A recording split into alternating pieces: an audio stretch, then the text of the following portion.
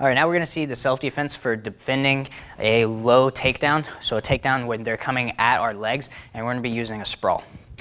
So as my opponent comes in, biggest thing is I don't want him to be able to grab my legs, because then he's gonna be able to take me down, and I'm gonna go all the way down to the ground. So this is not a position we wanna get in where we're on bottom. We wanna stay on top.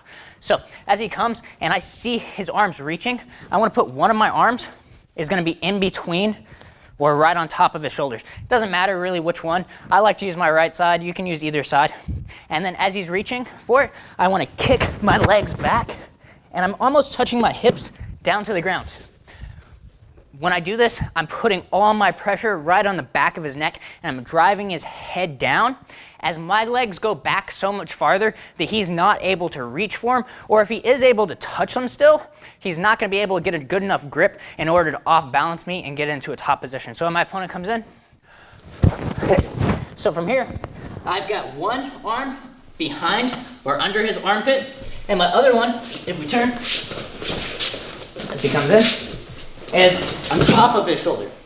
Notice my legs are way back here, reach for my legs.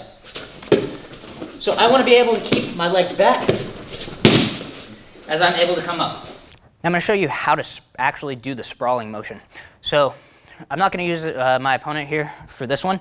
What I'm going to be doing is right where my feet are. So if I have a line here, right where my feet are, that's where I want my hips to go. I'm going to be kicking my legs back, and it's almost kind of like if you've ever done a burpee or any like football drills where you kick back and go right down.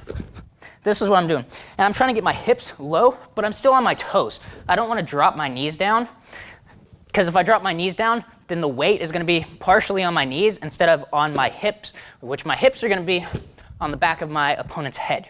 So I want my hips to be lower to the ground than my knees. My knees aren't going to be touching the ground, and my toes will be.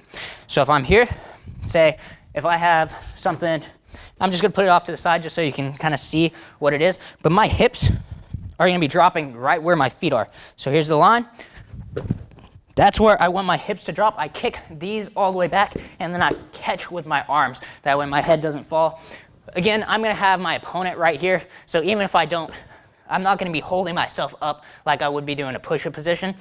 I'll actually be kind of right here. I just have control with my hands as my head, or as my hip pushes my opponent's head down into the dirt.